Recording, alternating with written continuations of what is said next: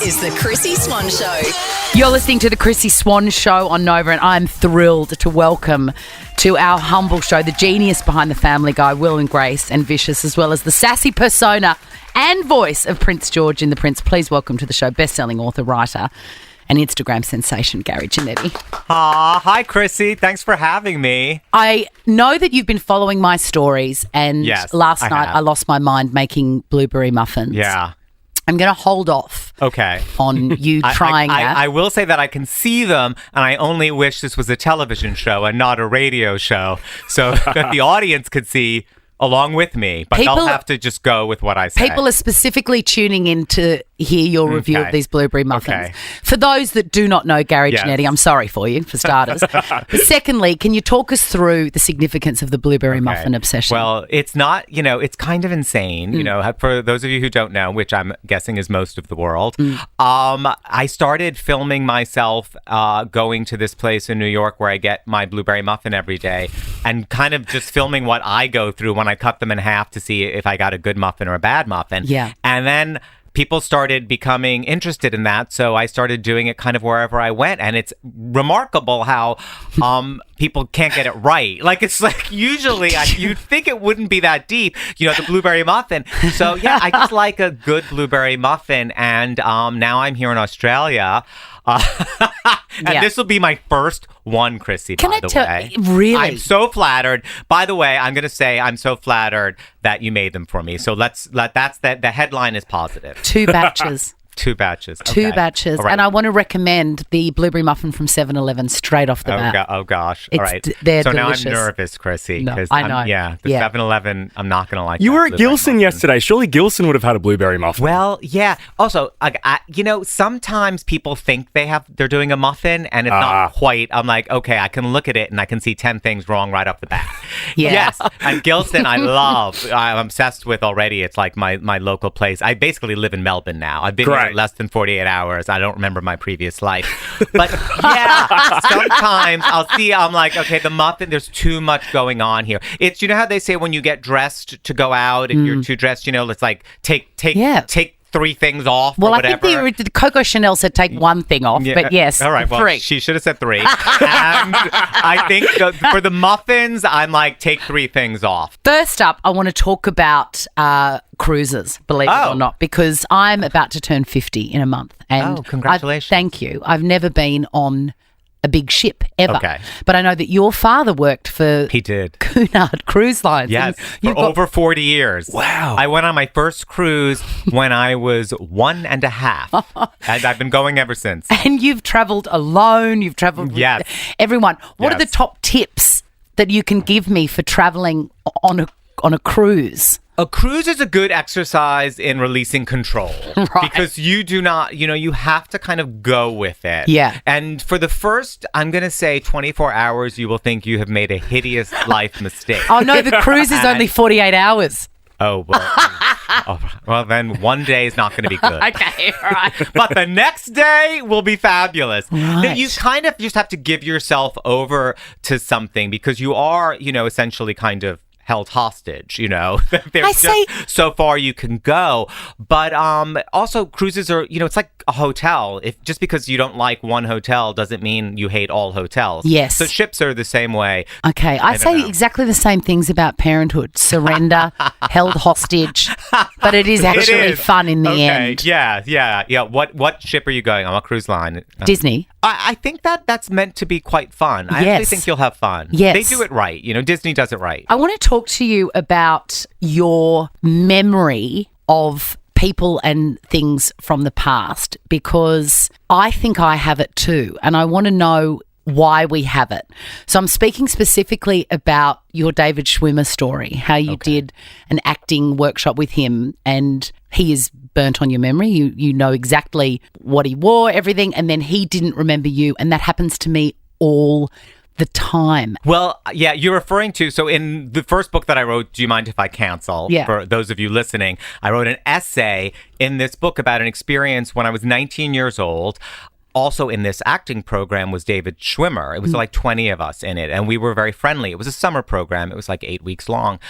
And about exactly 10 years later, I am a writer for my first year in LA. I've only lived there less than a year, but I'm a writer on a TV show. The first season of Friends had already aired. I'm taken down to a taping of Friends with a friend of mine who actually knew the creator of Friends, said, come with me to a taping of Friends. I told him, well, I actually know David. We went to school together. I haven't seen him. We were friends. He's lovely. It'll be so exciting to see him. I'm thinking, oh my God, here we are both in LA. He's on a TV show. I'm a writer. And it's going to be so nice to see him. So I'm taken down after the taping of the show. I'll never forget the taping of the show. It was the one actually where Ross and Rachel kiss for the first time and they make that cross across. Huge. History. Thank you, Jack. History, yeah. Right? That was the taping. So it was like, as you can imagine, and the energy, the frisson in the room.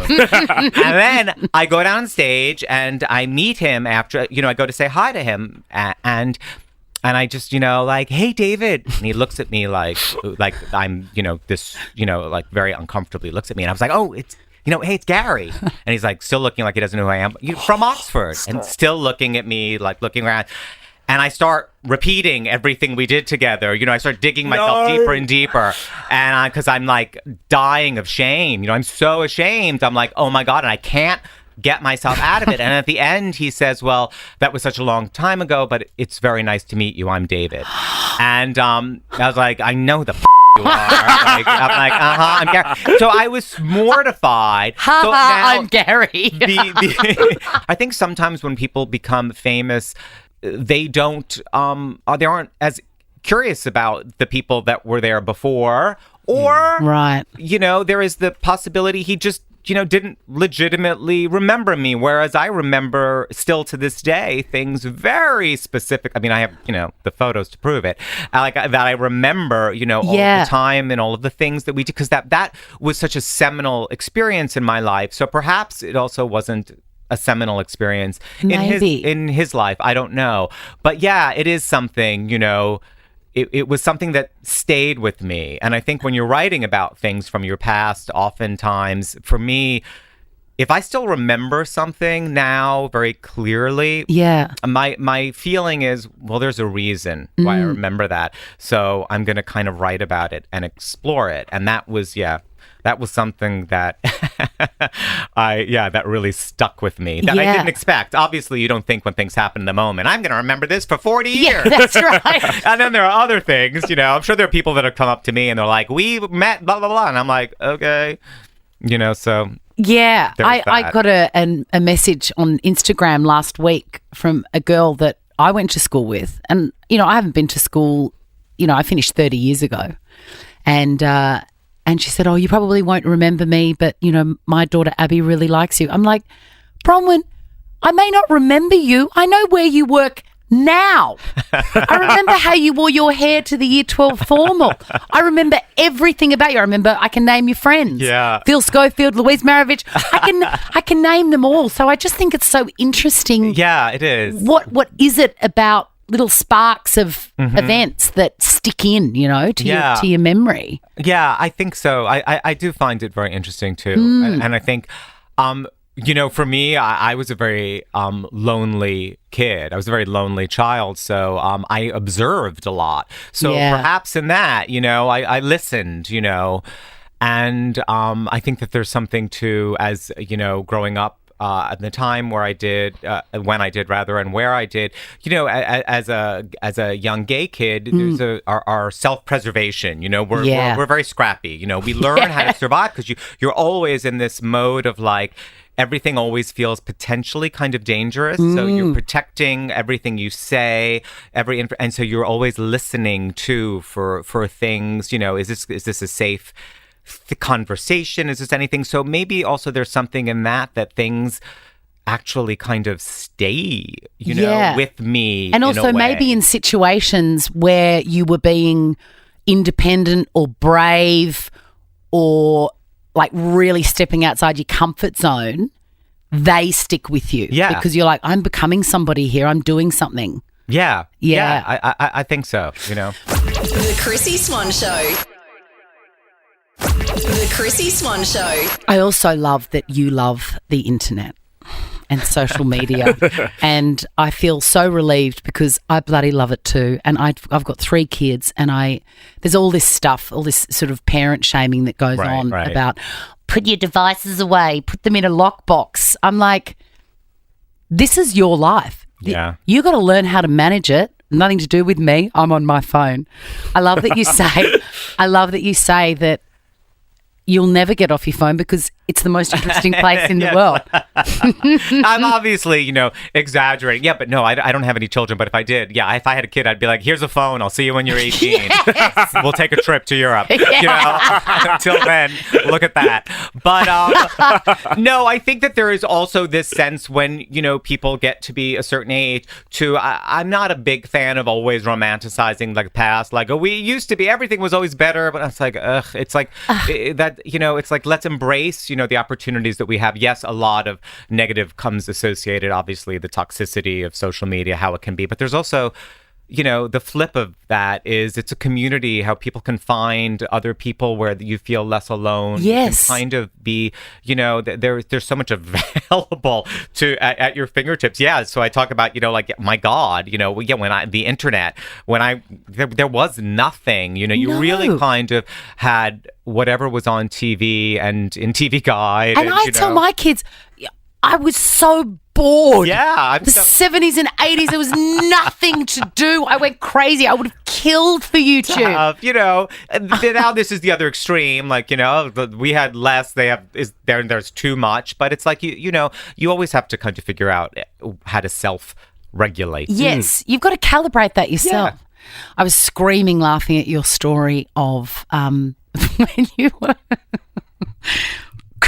burst into tears at Bennigan's because you couldn't open a bottle of wine. Do you know what Bennigan's is here? We went to Bennigan's in New York City. Oh my God. Remember Mount took us out to Bennigan's? Yeah. I guess it would be like a steakhousey version of like the Olive Garden, maybe. Yeah. Something. I was a waiter there. Like Chesterfield booths. When I was 19 years old. Yeah. It's an essay. It's funny. Actually, so this Saturday I'm going to be at the Comedy Theatre here in Melbourne, and at the matinee. I think because you said that, I have never read that essay. Bennigan's out loud. Oh my God. It's the one that people talk to me about the most. And every place that I've been, I have never read it, actually. And I think because you said that, I'm gonna read it, and then we'll see the response. This way, Chrissy, if the response isn't great, I'm gonna DM you and your be like, fault.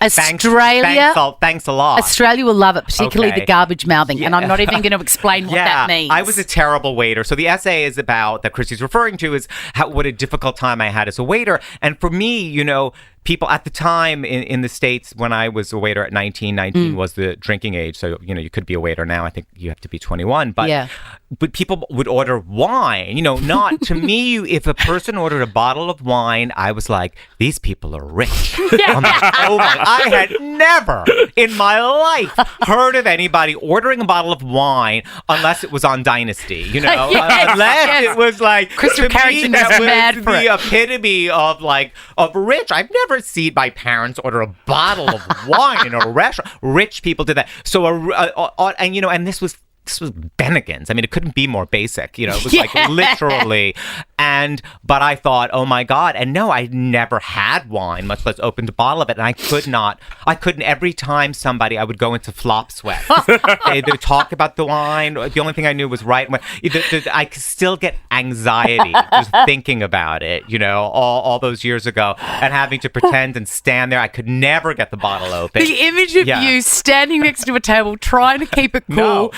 Weeping as you're unscrewing a bottle, hoping that it opens. Yeah, it's horrible. Do you open wine now, or is it too triggering? Yeah, no, I can open it one now quite they've easily. They've got screw tops now. Yes. They've got I'm screw always tops. happy with the screw top. By the way, I'm like, thank you, God. See, I use my teeth, which is very bad manners. Very bad manners. Not good for the teeth, Chrissy. No, and it wouldn't be good at Bennigan's either, I'm sure. Yeah.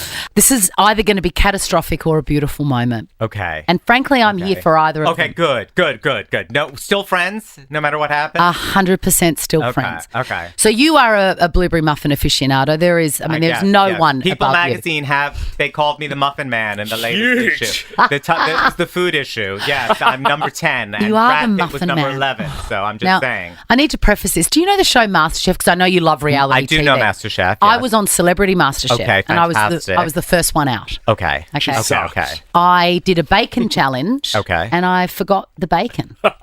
Okay. So this is the way my mind works. Okay. I'm not neurotypical. Let's put it that way, Gary. Okay. So I have made a batch of blueberry muffins last night. I asked my daughter to help me. She told me to get stuffed. I did them on my own. Then I posted that to Insta, and I got a lot of feedback from your followers, over 1 million of them, and most of them said, you better cut that bastard before you give it to Gary Janetti. So I cut one and then showed one of your followers, and she was like, not enough blueberries. So I put that entire batch aside and I started again. Good. So I brought in Smart. Thank you. I brought in examples of both. Okay. Do you All want right. to start with the rejects? Let me just see. Okay. First of all, Chrissy, the knife is, you can't see this knife, but it looks like I'm Michael Myers in Halloween. Oh my God. So That's the second Jamie Lee Curtis reference in as many moments. We made it very top. Okay. I'm nervous. Look, excuse me. Can we just have a moment for the stylish outfit on thank Gary you. Janetti? Thanks. Chic. So chic. These are the two different batches, this and this. Yes. Okay. All right. This is very pale on top, and the blueberries look a little sad and intermittently dispersed and just laying on top. These look a little nervous-making as well, but I think I'm going to go for this one. Okay. This one I'm going to go I brought for. in a lot Actually, so that you could get a I feel feel. like this is the second batch, by the way. It is the second batch. Let's go with the second batch. Cutting, okay, in half He's not even gonna waste his time. The second batch more overcooked. Oh, Chrissy! What? Look how good that looks. Yes, Swanee! All right, Tom, are you getting this? Tom is filming this for me. Oh my God, Chrissy, this is very exciting. Yes, Swanee! Okay, so it looks okay. It's not dry. There's nothing gross on top. There's no sugar. There's no crumble. There's nothing you don't want there. It's very simple. I love it. It's excellent. Really? Yes! Chrissy. Really? Yeah, welcome to bloody Australia. Oh my Gary. God. Yes, this is how you do it. Nicely done. I have lost so much sleep over this. I'm so happy. It's excellent. I love it. Thank you. Can you try the first batch as well? I want to hear a scathing review. I'm going to try for the not great batch, but I love how you can just tell by looking that you hate not promising. them. Okay. Oh. Oh, Jesus, that's like cutting through steak. Oh, yeah, that's shit. That one. But this one, I'm going to take this with me. Oh my It's God, heaven. this is amazing. Thank you, Oh my Chrissy. God, it's my pleasure. That's going to be the one to top anybody coming to the show. Wow. Chrissy Swan. Okay, now that we've recovered from the blueberry it's going to be hard to come down from that high. I want to ask your I'm buzzing. opinion. The Chrissy Swan Show. The Chrissy Swan Show. I want to ask your opinion on something. Something happened to me last week, and Okay. a couple of weeks ago. Okay. And I think about it every day, and I can't understand it. Okay. I was walking out of I just filled up my car with gas. There you go, in the parlance Oh, yeah, of you your say country. petrol? Yeah, we say petrol. Adorable. So I just filled up my car and I'd paid for it, and I was walking back to the car, and a woman was walking away from me at the servo. We call them servos, the gas station. It's short for service Of course station. you do. Yeah, servo. So I was at the servo. Yeah, I was at the servo. She was walking away from me, and she was walking away from me, so I could only see the back of her, and she had a trail, like a tail, of toilet paper coming all the way out of her pants and trailing behind her. She was walking away from me very confidently, the way you would if you didn't know that you had toilet paper. And in a split second, I thought, what do I do here? Do I say something, or do I leave it to someone else to do it? But I thought, no, if I was walking nonchalantly with about 15 sheets of toilet paper out like a towel, I would want someone to tell me. Particularly there where, there was no skin in the game. I didn't know her, she didn't know me. So I said to her, excuse me, and she turned around and I said, you have toilet paper coming out of your pants. And she looked at me and she said, I know. And I can't for the life of me work out what that means. I know it was the very last thing I would have expected. I was expecting either, oh my God, thank you, or, maybe shame, but not, I know. Do you think it was like a defense mechanism? Like, yeah, I wanted it there. Like, that's the look I was going for. What sort of personality does that woman have that's her immediate reaction? Yeah, I would have been concerned about the volume of toilet paper that you said was coming out, though. Much. That sounds like a lot. So much. That's troubling. And I've been trying to work it out, and I thought maybe, and this is a stretch, when I was little, I used to make tails out of stockings, and I would fill them with, crunched up paper, and I would pin them to the back, and I would have a tail on. That was it. That was my look of the day. And I thought maybe it was a fashion statement. Maybe she wanted a tail. Perhaps. Yeah, I don't know. I've not encountered that. Are you the sort of person that will say, "Oh, you've got a chia seed"? 100%. Yeah, I can't stop myself. I'm the sort of person who will say like, oh, Chrissy just used that word incorrectly, so don't say anything because it's obnoxious. You don't have to say anything. Let her, like, it's fine. It doesn't matter. I'm like, hey, you just used that word. I can't. I think what you meant to say was inadvertent, not disadvertent, or whatever. I can't help myself. Jack and I were having a conversation last week about the word birthday. Do people say birthday in America? BIRF, birthday? I don't think so. Oh, it's a common thing here, and it's not always just a speech impediment. It's like people just don't know how to speak properly. Yeah, they're like, oh, it's my birthday. It's my birthday coming up. And every time I hear it, I go broken dolly. Yeah. But I would never say anything. Would you say something? No, I wouldn't say anything. You wouldn't? Okay. No. Although I did know somebody that used to say, instead of height. Instead of height. So I think, but maybe sometimes there's a kind of like your eye. Can you use that in a sentence for me? I want to hear it. Yeah, what is your height? I'm 5'10", and I was like, I think, it's pronounced height. But I think sometimes, you kind of flip words around. Myself, personally, I misread a word my entire life because I never had to say it out loud. And I used to think, okay, this is so mortifying, but I'm going to say what it is. I used to think that these were two separate words that had two different meanings, and it's actually just one word. But in my mind, I would read it a different way until I actually read it once in front of a friend, and he was like, what did you just say? Oh my God, I can't and wait the word to hear. is misled. So when you misled, he was misled, Yeah. He was led to believe something else. I also would read it sometimes as mizzled. He was mizzled. And to me, mizzled meant cheated. You were cheated out of something. You were mizzled. And I had read mizzled, and he was like, it's misled. And literally, this is like something that happened a couple of years ago. And I'm like, oh my God. Wow. I'm like, of course it is. I've never always been thinking mizzled was a word that sometimes my brain would give a different definition that doesn't exist. Mizzled. Yeah, it was mizzled. And still sometimes I'll read it and I'll catch myself. I'll see the word. I'll be like, mizzled. So you go, oh my God. Go away. Yeah, so I understand. We all have one. Mizzled's a fun word to say. Thank you. Fun. That sounds Aussie, by the way. Mizzle. Yeah, mizzle. does. That's what they call somebody whose name is Margaret. Oh, but that's mizzles. We love mizzles. I could talk about words all the time. I still get caught up between malevolent and benevolent, and they mean the exact opposite. Yeah, we all have weird I'm not 100% sure what's what. I have, malevolent is their opposites. Malevolent is bad. cruel, Yeah. benevolent is kind. Yeah. But we all have things that somehow our brain jumbles, which I like. But I love, the Aussies have, for me, I like having fun with language. I'm very much love language. I obviously as a writer, hopefully you like language, although not everyone does. But the Aussies as a culture, you guys have fun with language in a way that I don't know any other culture that has as much fun and is playful with the language. And I adore that. I think it's such an endearing quality, and it's also I think it's quite bright and witty and something that is infectious for me. So I smile. I've been smiling since I got here. Yeah, I can tell. You're a linguist. Yeah. Absolutely. As a writer, what's your take on the whole Drew Barrymore thing?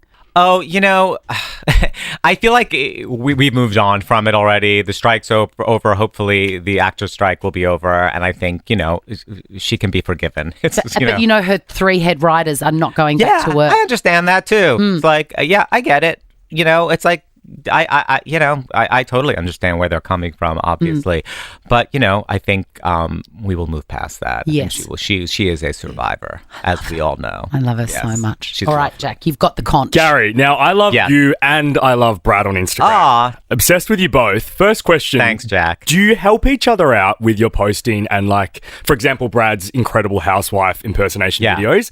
Are you always there lending each other a hand, or do you keep it completely separate? For those of you who don't know, Brad Goreski is my husband, and he's a celeb stylist and a TV, you would call them TV presenter. Yes. We don't use that word. We don't say, like, he's a presenter as a thing. We would say, host, I guess. Okay. And he's on Drag Race, Canada's Drag Race, one of the judges. And Brad also, has a big social media presence. And he does housewives impersonation videos. I do not help.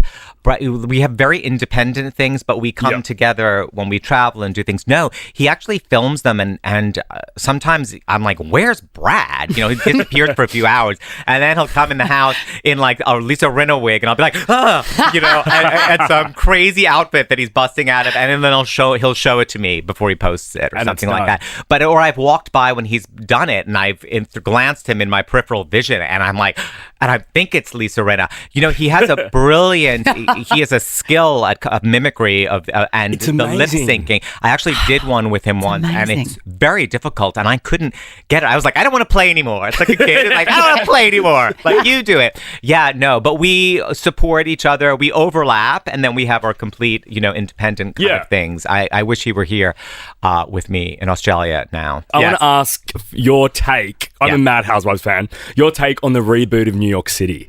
Oh, I haven't watched it. Haven't you? No, we've just watched the first episode. It's a kind of thing where all it'll take is one weekend where it's raining, and we're like, put it on, and then we'll watch them all straight through. But the Housewives, it's like they've replaced soap operas basically in the States. We barely have any more soaps, and now they've been on.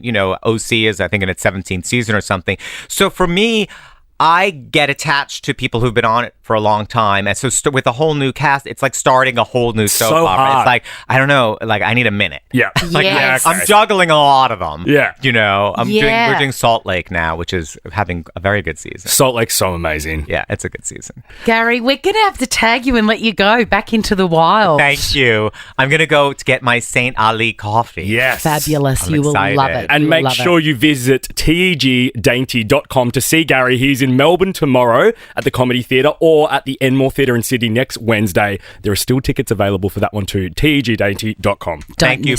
Bring me blueberry muffins. You're going to have to top Chrissy's, though. I don't know how you're going to do it. We're off to a great start. Now check this out. The Chrissy Swan Show is a Nova podcast. For more great comedy shows like this, head to novapodcast.com.au.